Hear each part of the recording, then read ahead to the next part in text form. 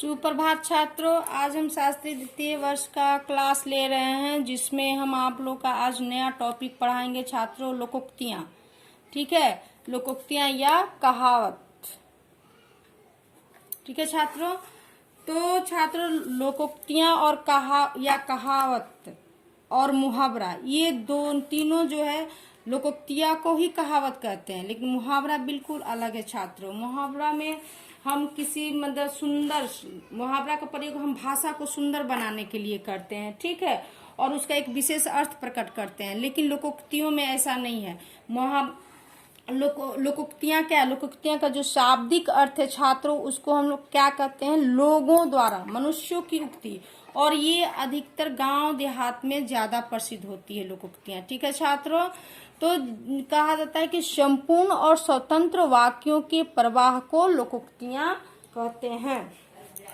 ठीक है छात्रों, तो संपूर्ण और स्वतंत्र यानी कि वो कोई बंधन में नहीं बंधा हुआ है, वो संपूर्ण है और स्वतंत्र है। उस वाक्य में, उस लोकोक्तियों में जो है सारी बातें सामने आ जाती हैं। जो बात समय या मौके पर कही जाती है ना।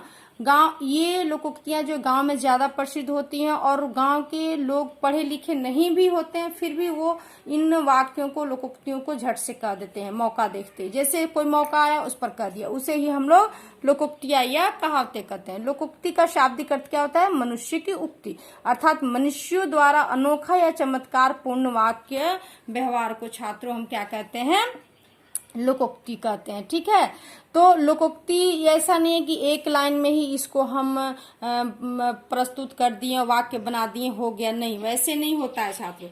इस पर अब देखिए, अंधों में काना राजा। ठीक है छोटा वाक्य, लेकिन इसमें बहुत सारी बातें समाहित है। अंधों में काना राजा का अर्थ होता है मूर्खों में अल्पज्ञ की प्रतिष्ठा। मान लीजिए कोई गांव है या कोई जगह है, वहां पर बहुत सारे मूर्ख हैं और उसमें कोई एक व्यक्ति थोड़ा पढ़ा लिखा निकल जाता है, तो लोग क्या कहते हैं कि उसी के लोग आदर भाव में लग जाते हैं कि बहुत पढ़ा लिखा है, बहुत ये है वो है ना, और उसमें उसके आदर करने लगते हैं। तो इसी को हम लोग कहते हैं मूर्खों में, अंधों में काना राजा। यानी कि इतने सारे अंधों में अगर एक अंधा है और एक सही आंख वाला या काना आ जाता है, तो क्या होता है? वो उसको सब प्रतिष्ठा देने लगते हैं, सब ये उसी को मूर्खों में अल्पज्ञ की प्रतिष्ठा।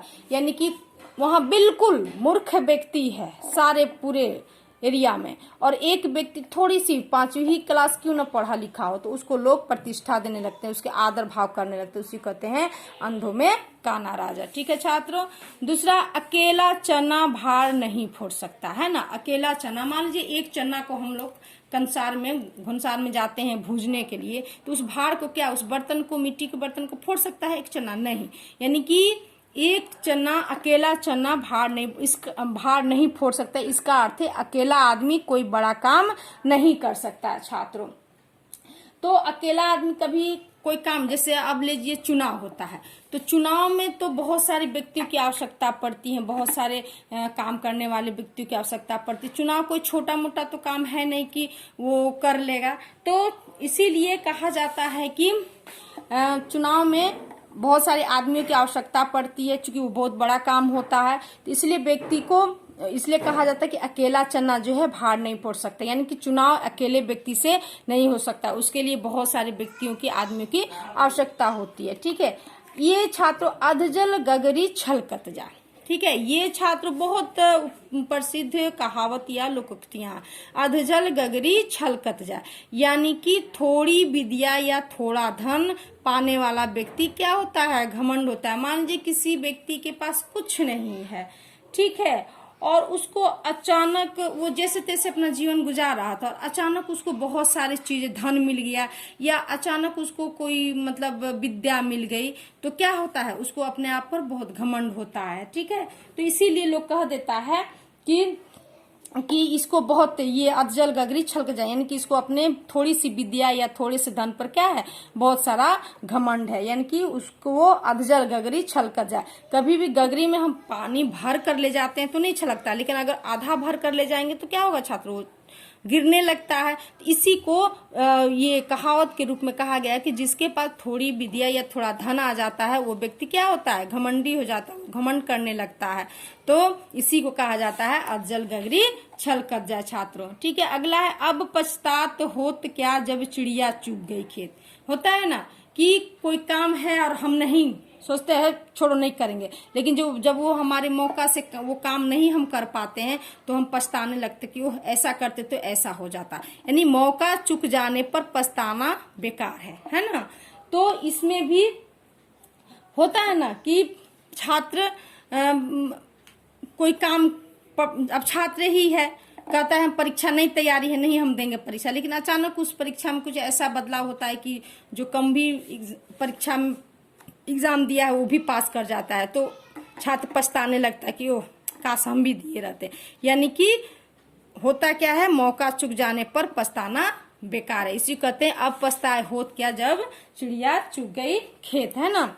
उसके आंख का अंधा गांठ का पूरा, यानी मूर्ख धनी, जो मूर्ख है और बहुत धनी है, बहुत पैसे वाला है, वो क्या करता है, वो सबको अपने धन का दिखाता है कि लो सबको देते जाता है और देने के बाद लोग उस पर क्या करते हैं, उसको बहुत बड़ाई करते हैं। बाद में उसका क्या होता है, वही लोग कह देता है कि आंख का अंधा गांठ का पूरा है, कि धन होने के बाद भी बुद्धि नहीं है, इसलिए ना वो फालतू में खर्चा कर रहा। आगे नाथ न पीछे पगा, ये भी प्रसिद्ध कहावत है छात्रों, है ना, कि आगे नाथ न पीछे पगा। जो बिल्कुल स्वतंत्र, जिसका कोई किसी प्रकार की जिम्मेदारी नहीं है, वो मनमानी करने वाला व्यक्ति बिल्कुल स्वतंत्र है, उसी को कहा जाता है आगे नाथ न पीछे पगा। यानी अगला है आधा तीतर आधा बटेर, यानी पूरी तरह से किसी एक तरफ नहीं।